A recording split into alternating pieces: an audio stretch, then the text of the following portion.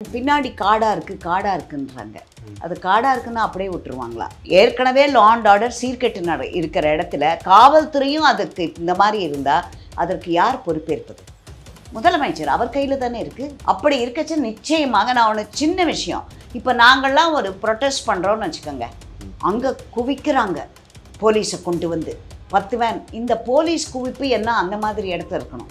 முதலமைச்சர் கண்டிப்பாக அவர் வந்து யாருமே குறை சொல்ல முடியாத ஆட்சின்னு இருக்கார். அவர் எங்கே இருக்கார் தெரியல.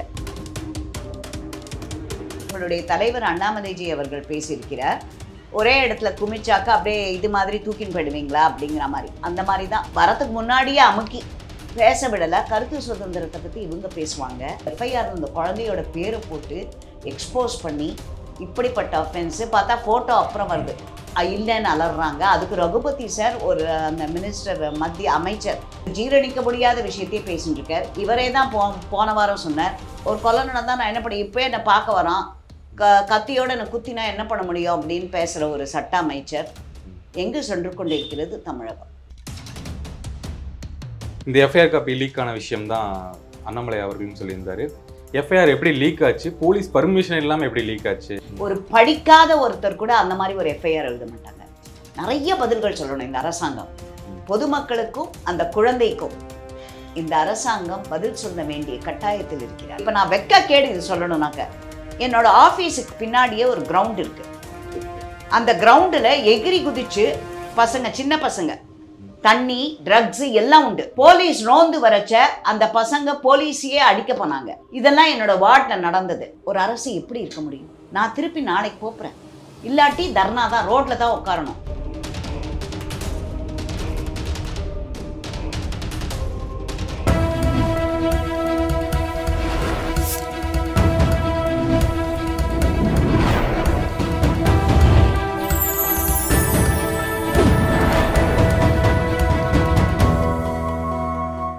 சேனல் 5 தமிழர்களுக்கு வணக்கம். இன்றைய நேர்காணலில் நம்முடன் இணைந்திருப்பவர் 134வது வார்டு உறுப்பினர் உமா ஆனந்தன் அவர்கள். வணக்கம் மேம். வணக்கம். இப்போது அண்ணா பல்கலைக்கழகத்தில் வந்து கேம்பஸ்குள்ளேயே நுழைஞ்சு ஒரு பாலியல் பலாத்காரம் நடந்திருக்கு. அதுக்கு எந்த சிசிடிவி ஃபுட்டேஜ் இல்லை அப்படிங்கிற மாதிரிலாம் சொல்கிறாங்க. அப்படிங்கும்போது கேம்பஸ்குள்ளேயே எப்படி ஒரு வெளிநபர் உள்ளே வந்து பண்ணுறதுக்கான ஒரு துணிச்சல் இருக்குது? அதுக்கான செக்யூரிட்டிஸ் இருப்பாங்க. கண்டிப்பாக இது ஒரு யோசிக்க வேண்டிய ஒரு தருணம். இப்போது அண்ணா பல்கலைக்கழகம் என்பது ஒரு பெரிய ப்ரெஸ்டீஜியஸ் இது அல்ல. அண்ட் செக்யூரிட்டி அண்ட் பின்னாடி காடாக இருக்குன்றாங்க. அது காடாக இருக்குன்னா அப்படியே விட்டுருவாங்களா? அப்போது சம் ஸ்டெப் எடுக்கணும் இல்லையா அதை சரி பண்ணுறதுக்கு. அப்போது எவ்வளவு வருடமாக இப்படி இருக்கிறது. இப்பொழுது இங்கே லா அண்ட் ஆர்டர் சீர்கெட்டுன்னு கிடக்கிறது. கோர்ட்டு முன்னாடியே கொலை நடக்குது. ஒரு சின்ன குழந்தை, பெண் குழந்தை, 5 வயசு குழந்தை, அதை கூட அவங்க விடுறதில்ல. அந்த குழந்தைக்கு கூட ஒரு செக்ஷுவல் அஃபென்ஸ் நடக்கிறது, தினம் நடக்கிறது. இப்போ நீங்களே பார்த்தீங்க, அண்ணா நகரில் எந்தவித ஸ்டெப்பும் எடுக்காமல் அந்த அம்மா பெற்றோர் வந்து கம்ப்ளைண்ட் கொடுத்து ஆக்ஷன் எடுக்காமல், இப்படிப்பட்ட ஒரு காவல்துறை இருக்கும் பொழுது, ஏற்கனவே லா அண்ட் ஆர்டர் சீர்கெட்டு இருக்கிற இடத்துல காவல்துறையும் அதுக்கு இந்த மாதிரி இருந்தால் அதற்கு யார் பொறுப்பேற்பது? முதலமைச்சர் அவர் கையில் தானே இருக்குது. அப்படி இருக்கச்சு நிச்சயமாக நான் ஒன்று சின்ன விஷயம், இப்போ நாங்கள்லாம் ஒரு ப்ரொட்டஸ்ட் பண்ணுறோன்னு வச்சுக்கோங்க, அங்கே குவிக்கிறாங்க போலீஸை கொண்டு வந்து 10 வேன். இந்த போலீஸ் குவிப்பு என்ன அந்த மாதிரி இடத்துல இருக்கணும். இவ்வளோ இந்த மாதிரி எங்களை வைக்கிற மாதிரி ஆயிரக்கணக்கில் போலீஸ் வேண்டாம். அங்கே ஒரு 25-30லேருந்து போலீஸ் ரோந்து வரக்கூடாதா? அதில் நிச்சயமாக இது முதலமைச்சர் கண்டிப்பாக அவர் வந்து யாருமே குறை சொல்ல முடியாத ஆட்சின்னு இருக்கார். அவர் எங்கே இருக்கார் தெரியல. முதலமைச்சர் எந்த நாட்டில் இருக்கார், எந்த இடத்துல இருக்கார், இந்த மாதிரி ஒரு கமெண்ட் அடிக்கன்னுட்டு. நிச்சயமாக இது ஒரு ரொம்ப ரொம்ப வர்க்கத்தக்க விஷயம். அந்த இன்னும் கொஞ்சம் வர விஷயத்தெல்லாம் பார்த்தா இன்னும் பயமாக இருக்குது. நம்ம எங்கே போய்கொண்டிருக்கிறோம்னா, வேல்யூஸ் இதுவும் என்ன ஆச்சு? போதை, குடி, இல்லிசிட் லிக்கர் டெத்ஸு, சின்ன குழந்தைங்களை ரேப் பண்ணுறது, பையன் இப்போ கோவில்பட்டிலேயோ இங்கே ஒரு பையனையே பார்த்தாங்க. அதில் மூதாட்டி, ஏஜ் எல்லாம் ஒரு ஃபேக்டரே இல்லை போல இருக்குது. ஏஜ், செக்ஸு, எந்த வித ஃபேக்டரும் இல்லை செக்ஷுவல் அஃபென்சஸ்க்கு.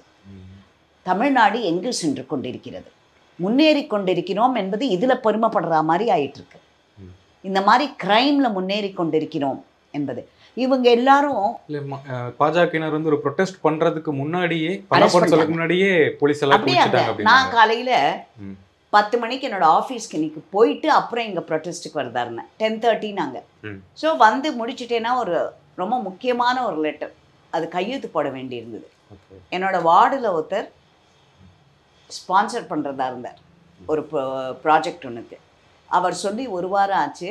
அதனால் அவசரமாக அதுக்காக கையெழுத்தினா லெட்டர் கிறிஸ்மஸ் லீவ் வந்துடுச்சு, பண்ண முடியல. அதனால நான் காலையில் ஃபோன் பண்ணி நான் அந்த லெட்டரை ரெடி பண்ணி வச்சுடுங்க, நான் வந்து கையெழுத்து போட்டுட்டு இந்த ப்ரொட்டஸ்ட்டுக்கு வரணுன்றதுக்காக நான் இங்கேருந்து என்னோடய வீடு இங்கே இருக்குது, போகிற வழி அப்போவே போலீஸ் எல்லாம் குவிச்சு வச்சாச்சு, பஸ்ஸு வேனு எல்லாம் குவிச்சு வச்சாச்சு. அப்போவே நான் போயிட்டு வரத்துக்குள்ளே வர்றவங்க எல்லாரையும் பிடிச்சி அங்கே என்னோடய ஆஃபீஸ்க்கு ஒருத்தர் வந்தார் இதை அட்டென்ட் பண்ணவர். அவர் சொன்னார், மேடம் எல்லாரையும் பிடிச்சி உள்ளே நுழைச்சியே 2 பேராக பிடிச்சி போடு அந்த மாதிரி. இன்னைக்கு எங்களுடைய தலைவர் அண்ணாமலைஜி அவர்கள் பேசியிருக்கிறார். ஒரே இடத்துல குமிச்சாக்க அப்படியே இது மாதிரி தூக்கின்னு போயிடுவீங்களா அப்படிங்கிற மாதிரி. அந்த மாதிரி தான் வரத்துக்கு முன்னாடியே அமுக்கி பேச விடலை. கருத்து சுதந்திரத்தை பற்றி இவங்க பேசுவாங்க. இவங்க எப்படி இருந்தாங்க, எடப்பாடியார் ஆட்சி செய்யும் போது இவர்கள் இப்படி தான் இவர்கள் இப்படி நடந்து கொண்ட பொழுது இவர்களுக்கு இதே ட்ரீட்மெண்ட் கிடச்சதா? இவங்க கருத்து சுதந்திரம் பெண்களை பற்றி அப்படியே ஈவே ராமசாமியின் வழித்தன்றல்கள் பெண் உரிமையை பற்றியெல்லாம் வாய்க்கிழிப்பாங்க அவங்க தலைவர்கள். ஏன் கனிமொழி எம்பி அவர்கள் எங்கேயோ நடக்கிறதுக்கெல்லாம் பேசுவாங்க. கம்யூனிஸ்ட்டு அவங்க பேர் என்ன, வாசுகியா அவங்க பேர் என்ன, ஒரு லீடர் இருக்காங்களே, அவங்கெல்லாம் எங்கெங்கோ நடக்கிறதுக்கெல்லாம் வாய்க்கிழிப்பாங்க. இங்கே நடந்ததுக்கு ஒன்றுமே இல்லை. எஃப்ஐஆர் இந்த குழந்தையோட பேரை போட்டு எக்ஸ்போஸ் பண்ணி இப்படிப்பட்ட அஃபென்ஸு பார்த்தா ஃபோட்டோ அப்புறம் வருது இல்லைன்னு அலறாங்க. அதுக்கு ரகுபதி சார் ஒரு அந்த மினிஸ்டர் மத்திய அமைச்சர் சட்ட அமைச்சர் ஒரு ஜீரணிக்க முடியாத விஷயத்தையே பேசிட்டு இருக்கார். இவரே தான் போன வாரம் சொன்னார், ஒரு கொலை நடந்தா நான் என்ன பண்ண, இப்போ என்னை பார்க்க வரான், கத்தியோட என்னை குத்தினா என்ன பண்ண முடியும் அப்படின்னு பேசுகிற ஒரு சட்ட அமைச்சர் எங்கு சென்று கொண்டிருக்கிறது தமிழகம். இந்த எஃப்ஐஆர் காப்பி லீக் ஆன விஷயம் தான் அண்ணாமலை அவர்களும் சொல்லியிருந்தாரு. எஃப்ஐஆர் எப்படி லீக் ஆச்சு, போலீஸ் பர்மிஷன் இல்லாமல் எப்படி லீக் ஆச்சு, சட்டத்துறை அமைச்சர் வந்து வெக்கப்படணும் அப்படிங்கிற மாதிரி சொல்றாரு. ஆமா, எங்க தலைவர் கிளியரா பேசியிருக்காரு எப்படி கனெக்டிவிட்டி இருக்கு த்ரூ அவுட் ஆப்டிக் ஃபைபர்ல. போலீஸ்காரங்க இல்லாம அது எப்பேற்பட்ட வெக்கக்கூடாது. ஐ திங்க் ஒரு படிக்காத ஒருத்தர் கூட அந்த மாதிரி ஒரு எஃப்ஐஆர் எழுத மாட்டாங்க. அவர் சொல்ற மாதிரி அந்த பொண்ணு மேல ஃபுல் தப்பை திருப்பி விட்டுருக்காங்க. இதை யாரை காப்பாற்ற நடக்கிறது இது? ஏன்னா அந்த பையன் மாட்டிக்கிட்ட பையன், அவன் மேல ஏற்கனவே அஃபென்சஸ் இருக்கு, கேஸ் இருக்கு அந்த பையன் பேர்ல. அப்படி இருக்கச்ச அதே கோட்டூர்புரத்துக்கிட்டே தான் பக்கத்தில் தான் இருக்குது அந்த போலீஸ் ஸ்டேஷன். ஒரு 10 நிமிஷம் இருக்குமா அந்த நடந்த சம்பவத்துலேருந்து. அங்கே ஏற்கனவே அவ்வளோ கேஸ் இருக்குது அந்த பையன் பேரில். வீடு பூந்து திருடச்சே பொண்களை இது பண்ணுவார் அப்படின்னு போட்டிருக்காங்க. இவ்வளவு இருக்கிற நம்ம யூஸ்வலாக இந்த மாதிரி ஹேபிச்சுவல் அஃபெண்டர்ஸ் அப்படின்னா போலீஸ் யூஸ்வலாக அவங்க ஃபாலோ பண்ணிகிட்டே இருப்பாங்க. அப்போ இவர் ஃபாலோ பண்ணவே இல்லையா?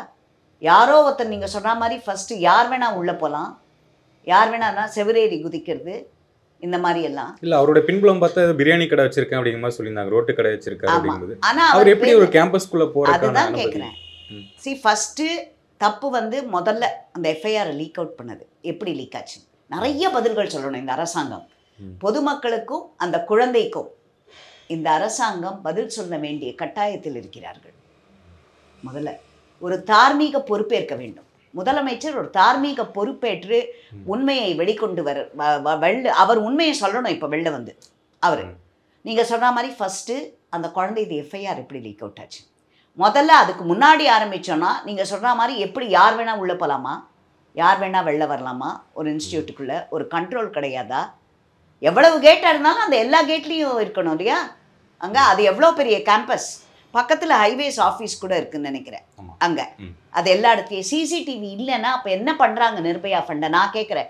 ஏன் நான் இந்த கேள்வியை கேட்குறேன்னாக்க இன்றைக்கு எங்கள் தலைவர் அண்ணாமலைஜி அவர்கள் கேட்டிருக்கிறார். நான் இந்த கேள்வியை கார்பரேஷனில் கேட்டிருக்கேன். நிர்பயா ஃபண்டுக்கு சிசிடிவி அதுலேருந்தா 60% சென்ட்ரல் கவர்மெண்ட், 40% ஸ்டேட் கவர்மெண்ட், அந்த விகித இதில் தான் அவங்க இது செலவு பண்ணுறாங்க.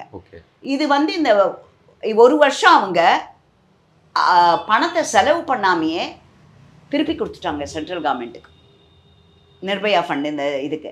அடுத்து நான் கேட்டிருக்கேன், லோக்கல் கவுன்சிலர்ஸ் எங்களுக்கு தான் க்ரைமு எங்கெல்லாம் நடக்குது எங்கள் வார்டுலன்னு தெரியும், நானே எனக்கு தேவைன்னுட்டு எழுதி கொடுத்துருக்கேன். எந்த வேணும்னு சொல்லி சிசிடிவி வரணும், எந்தெந்த இடத்துல எனக்கு தேவை அப்படின்னுட்டு எழுதி கொடுத்துருக்கேன். இது வரைக்கும் எங்கிட்ட ஒரு முறை கூட போலீஸ் வந்து எங்கிட்ட இதை உட்காந்து டிஸ்கஸ் பண்ணது கிடையாது. நான் ஜெயிச்சு வந்து 2.5-3 வருஷம் அப்போது, இன்னொரு 3 மாசத்துல இந்த கேள்வியை நான் கார்ப்பரேஷனில் கேட்டிருக்கேன், லெட்டர் எழுதி கேட்டிருக்கேன். நான் எங்களை கலந்து ஆலோசித்துட்டு எங்கெங்கே வைக்க வேண்டும் என்று நாங்கள் செய்திருக்கோம். நிர்பயா ஃபண்டு எப்படி ஸ்பெண்ட் பண்ணியிருக்கீங்க இந்த வருஷம் அப்படின்னு 2 வருடமாக நான் கேட்டுக்கொண்டிருக்கிறேன். இந்த வாட்டி அவங்க சொன்னது எனக்கு பதில் 645 இடங்களில் வைத்திருக்கிறோம். அவங்க சும்மா அப்படி சொன்னா போச்சா? எந்த இடம்னு கேட்டேன் நான். 645 இடம் என்றால் எங்கு வைத்திருக்கிறீர்கள், எந்த இடம் அது 645 எங்களுக்கு சொல்லுங்க. நான் எவ்வளோ வாட்டி கேட்டுட்டேன், எங்களை கேட்டு பண்ணுங்க. இப்போ நான் கேடு இது சொல்லணும்னாக்க என்னோட ஆஃபீஸுக்கு பின்னாடியே ஒரு கிரவுண்ட் இருக்கு. அந்த கிரவுண்டில் எகிரி குதிச்சு பசங்க, சின்ன பசங்க, தண்ணி, ட்ரக்ஸு எல்லாம் உண்டு. போலீஸ் ரோந்து வரச்ச அந்த பசங்க போலீஸையே அடிக்க போனாங்க. இதெல்லாம் என்னோட வார்டில் நடந்தது. இதனால தான் நான் கேட்டுக்கிட்டே இருந்தேன். சில இடத்துல இது வந்து அயோத்தியா மண்டபம், ஸ்டேஷன் ரோட், மாம்பலம் ஸ்டேஷனில் வரவங்க போகிறவங்க ஜாஸ்தி, இந்த மாதிரி ஏரியாலாம் எனக்கு வேணும் அப்படின்னுட்டு நான் கேட்டிருக்கேன். ப்ளஸ் ஒரு 2-3 ரெசிடென்ஷியல் ஏரியா இருட்டாக இருக்கும் ஒரு பர்டிகுலர் இதிலலாம், அங்கெல்லாம் எனக்கு போட்டு கொடுங்க அப்படின்னு சொல்லியிருக்கேன். இது வரைக்கும் எனக்கு ஒரு கேமரா போட்டு கொடுக்கல அவங்க எனக்கு. நீங்க சொல்ற மாதிரி மக்கள் வந்து காவல்துறையை இப்ப அடிக்கிறாங்க அப்படிங்கும்போது அதுக்கு காரணம் வந்து ஒரு போதை அப்படின்னு இருக்கு. ஆமா, நிச்சயமா போதை ஓடுறதே. தமிழ்நாட்டுல என்ன இல்ல போதை? நான் தான் சொல்லிட்டேனே, கிரைம்ஸ் இன்னைக்கு எங்க இருக்கோ தினம். இன்னைக்கு நியூஸ் பேப்பரை திறந்து பாருங்க, ஒரு பேஜே அதுக்கு ஒதுக்கணும். ஃபுல் தமிழ்நாடுல எங்கெங்கெல்லாம் குற்றம் நடந்திருக்கிறது, போதையால், டாஸ்மாக்கால், இல்லாட்டி இந்த மாதிரி வீடியோ எடுத்து மிரட்டுறது, இந்த மாதிரி இவங்க வந்து ஸ்கூலில் பேசுகிறாங்க. இவங்க ஸ்கூலில் ஆக்ஷன் எடுக்கச்சியே அவங்க வந்து எந்த இதை சார்ந்தவர்கள் என்று ஆக்ஷன் எடுக்கிறாங்க.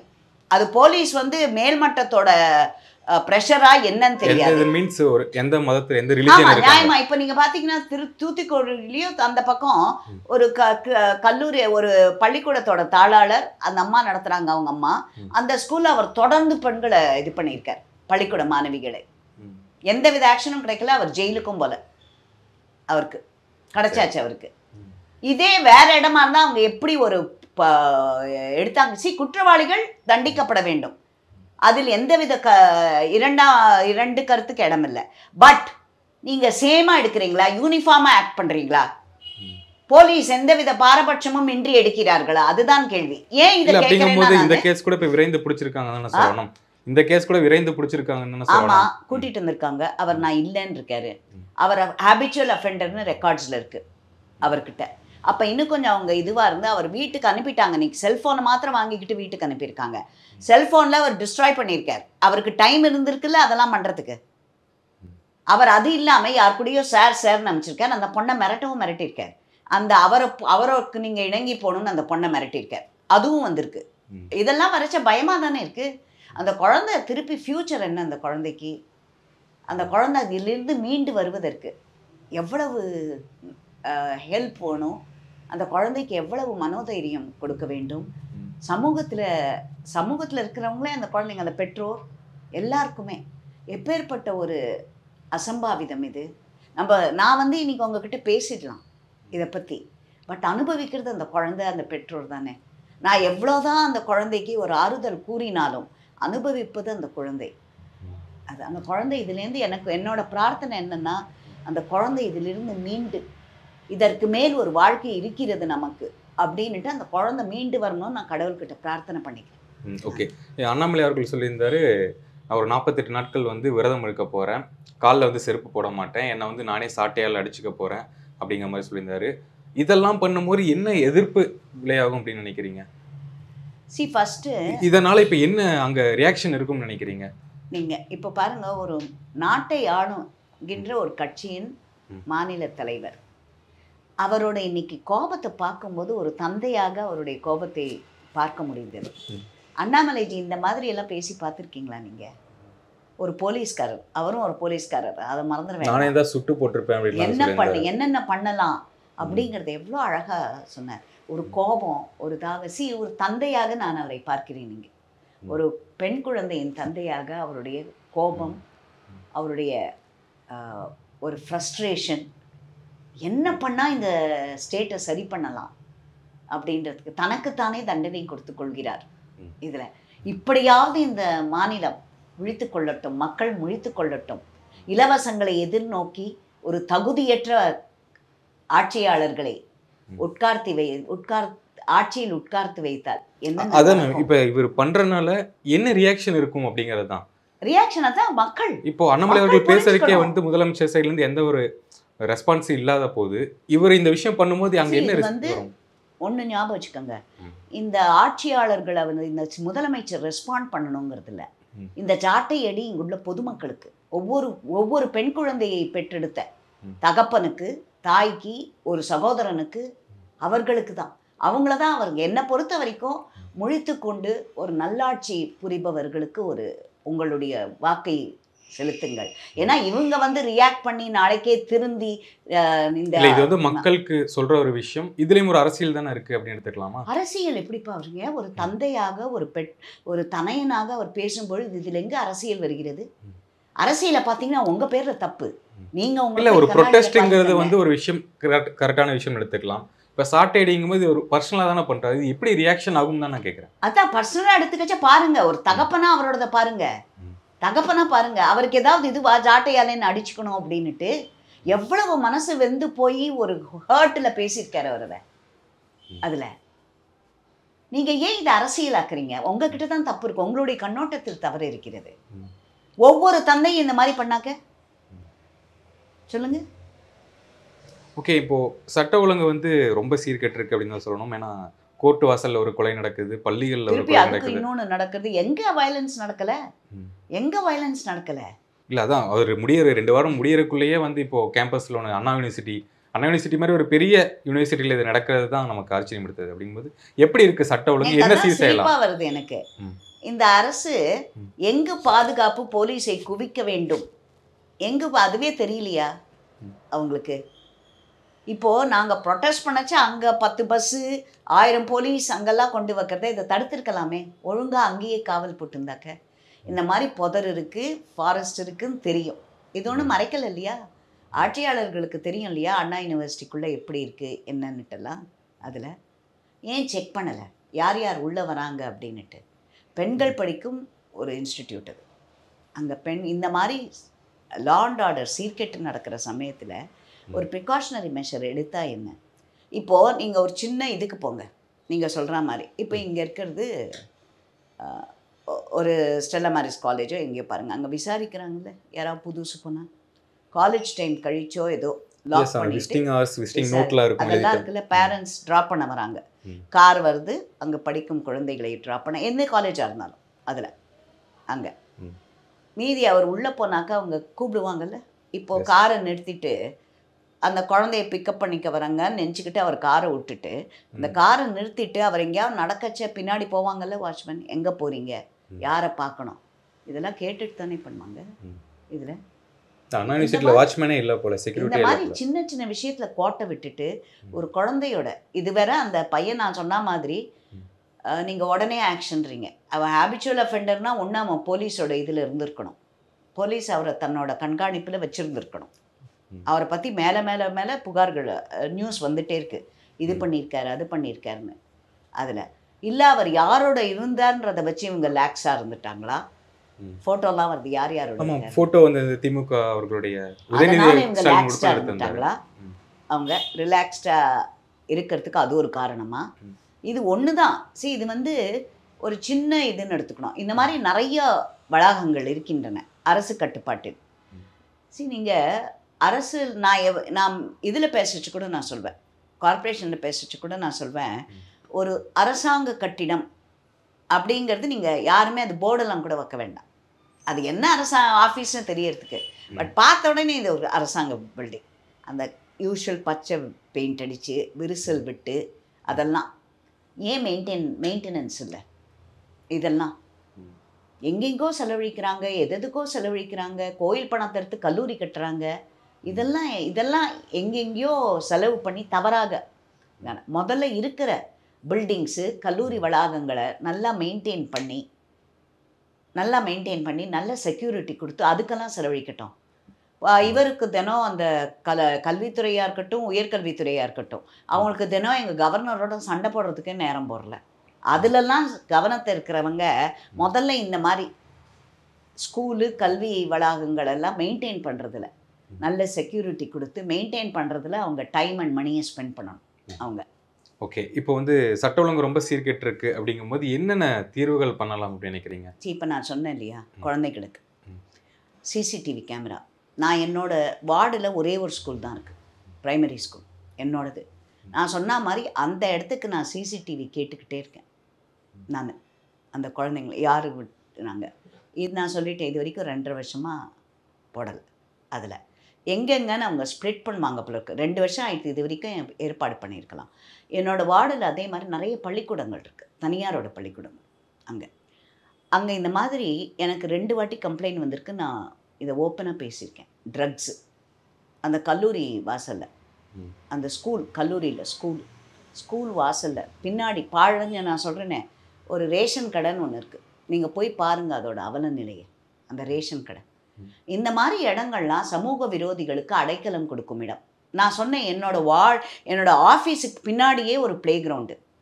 இப்போ தான் நான் ரொம்ப சண்டை போட்டு எனக்கு 4 நாள் முன்னாடி கேட் போட்டு கொடுத்துருக்காங்க. அதில் கேட் கூட கிடையாது, கேட் உடஞ்சிருந்தது. இப்போ தான் கேட் போட்டு கொடுத்துருக்காங்க அதுக்கு. அது உள்ளே குதித்து ஓரமாக உள்ளே போய் நீங்கள் காலையில் போனீங்கன்னா அங்கே ஃபுல் பாட்டில் பார்க்கலாம். அதே மாதிரி என்னோடய ஆஃபீஸ் மாடி ராத்திரி என்னோடய காம்பவுண்ட் வாலை எகிரி குதிச்சு மேலே போய் பார்த்தீங்கன்னா பாட்டில் கிடக்கும். ஃபுல்லாக பாட்டில் என்னென்ன ட்ரக் எல்லாம் கிடக்குங்க. சமூக விரோதிகளின் ஆக்கிரமிப்பில் இப்படி இருக்கிறது. இதெல்லாம் தடுக்க முடியாதா? இதெல்லாம் இந்த மாதிரி சின்ன சின்ன விஷயத்தில். ஆஃபீஸ்லேயே இருக்கா? என்னோட ஆஃபீஸ் மொட்டை மாடி. ஓகே. அங்கே இந்த மாதிரி என்னோடது மாத்திரம் இல்லை, நிறைய இடத்துல இப்படி தான் இருக்கும். இது சுடுகாடு போங்க, அந்த இடத்துல ஓரமாக பாட்டில் இருக்கும். இந்த மாதிரி பாழடைஞ்சு போய் மெயின்டெனன்ஸ் பராமரிப்பு சரியாக இல்லை. நான் சொல்கிறேன் இல்லையா, இப்போ இந்த கவர்மெண்ட்டு எதுக்கோ செலவு பண்ணுறாங்க. அதில் இந்த மாதிரி பராமரிப்பு சரியாக பண்ணி உள்ளே போடாத மாதிரி பார்த்து சிசிடிவியை வச்சு. இப்போ நான் சொல்கிறேன், என்னோடய ஆஃபீஸ் ஒரு டாஸ்மாக், நாளைக்கு நான் கலெக்டரை பார்க்க போகிறேன் இந்த இஷ்யூக்காக. என்னோடய ஆஃபீஸ்க்கு 2வது பில்டிங் ஒரு டாஸ்மாக் ஷாப். அதில் நாள் முழுக்க சமூக விரோதிகள். அங்கே அந்த குடியிருப்புகளில் இருப்பவர்கள் 2 வருடங்களாக கம்ப்ளைண்ட் கொடுத்துட்ருக்காங்க. நான் போன வருஷமாக என்னமோ கம்ப்ளைண்ட் கொடுத்துட்டு வந்தேன் கலெக்டர் ஆஃபீஸ். அவங்கக்கிட்ட தான் அதிகாரம் இருக்குது. நாளைக்கு நான் கலெக்டர்கிட்ட அப்பாயின்மெண்ட் வாங்கி போகிறதே இதுக்காக தான். நான் அங்கே போய் நான் கம்ப்ளைண்ட் கொடுத்துருக்கேன். அந்த ரெசிடென்ஸு அந்த ஏரியாவில் இருக்கிற ஒரு 750 பேர் கையெழுத்து போட்டு கொடுத்துருக்காங்க. முன்னாடியும் கொடுத்தாங்க. அங்கே பக்கத்தில் இந்த மாதிரி பள்ளிக்கூடம் நிறைய இருக்குது. கோயில் சத்யநாராயணா கோயில் என்று இருக்கிறது. அங்கே அடுத்து கொஞ்சம் தூரம் தள்ளி போய் ஒரு 2 ஸ்கூல் இருக்காங்க. இந்த பக்கம் ஒரு கோயில். ஃபுல் மார்க்கெட் ஏரியா, மக்கள் நடமாட்டம், கடைக்கு காய்கறி வாங்க வரவங்க, இது வாங்க வரவங்கன்னு ஃபுல் நடமாட்டம் இருக்கிற இடம். அங்கே நீங்கள் மத்தியானம் வாங்க ஃபோட்டோ எடுக்கலாம். நீங்கள் அங்கே என்னென்ன அவலங்கள் நடக்கிறது என்று அவங்க அழாத குறை. நான் கம்ப்ளைண்ட் கொடுத்தேன். கலெக்டர் ஆஃபீஸ்லேருந்து தாலுக்கா ஆஃபீஸ் காமிச்சு ஒரு இவர் வரார், ஆரை விசாரிக்க. எனக்கு இன்ஃபார்ம் பண்ணணும்னு நான் சொல்லியிருக்கேன். என்கிட்ட வந்திருக்கேன்னா அவர் சொல்லவே இல்லை. அவர் பாட்டுக்கு விசாரணை பண்ணிவிட்டு பத்தவங்கக்கிட்ட அவன் இந்த கடையில் தான் ரொம்ப க்ரௌட் இருக்கும். இதுக்கு தள்ளி ஒரு இடத்துல நான் அந்த கடையை பற்றி பேசவே இல்லை, வேற எங்கேயோ அந்த 2 கடையை மூடிட்டாங்க. அந்த 2 கடையிலையும் ஏன்னா சேலே கிடையாது, சேல்ஸ் கிடையாது. இங்கே தான் சேல்ஸ். லாப நோக்குடன் இந்த விஷயத்தில் ஒரு அரசு எப்படி இருக்க முடியும்? நான் திருப்பி நாளைக்கு போகிறேன்.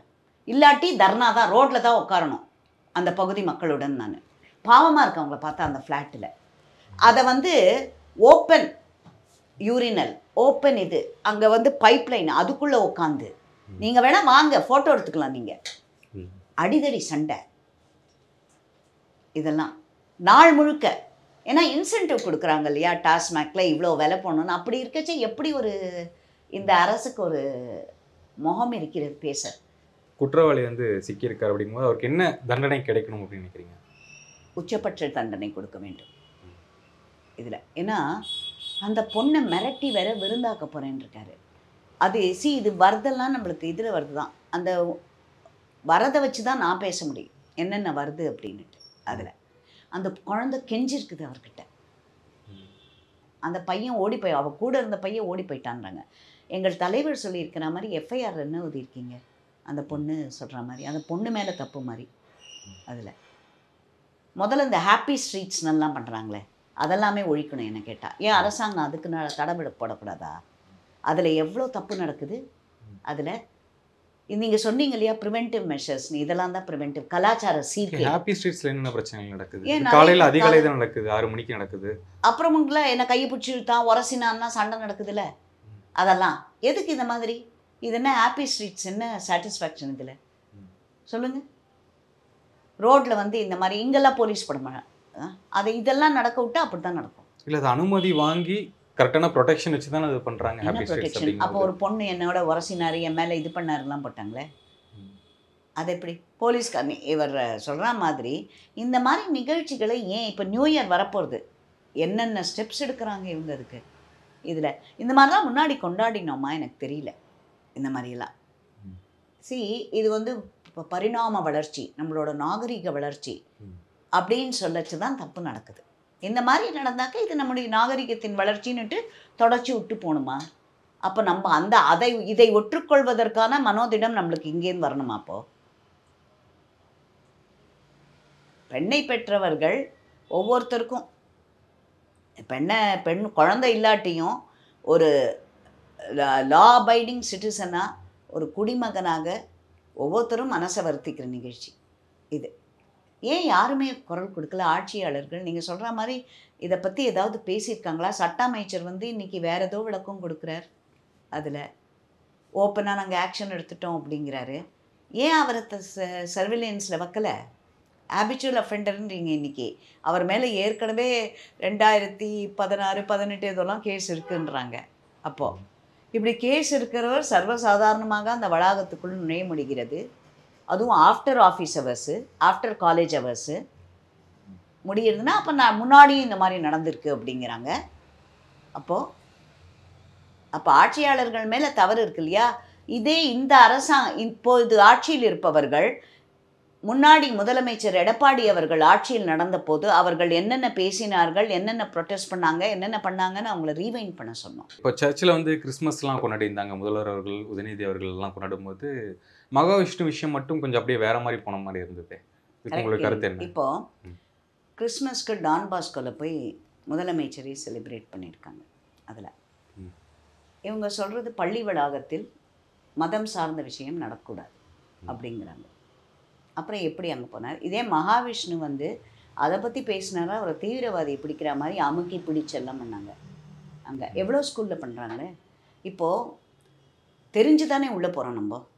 இப்போது நான் வந்து படித்தது ஒரு கிறிஸ்டின் இதில், அங்கே வந்து பைபிள் கிளாஸ் உண்டு, ஒரு ரோமன் கேத்தலிக்ஸ்க்கு தனியாக ஒரு இது இருக்கும். அந்த மாதிரி நம்மளுக்கெல்லாம் மாரல் இன்ஸ்ட்ரக்ஷன் அதில் ஏதோ ஒன்று அந்த மாதிரி நடக்கிறது. குழந்தைகளுக்கு வேல்யூஸ் நிச்சயமாக கற்றுக் கொடுக்கணும்.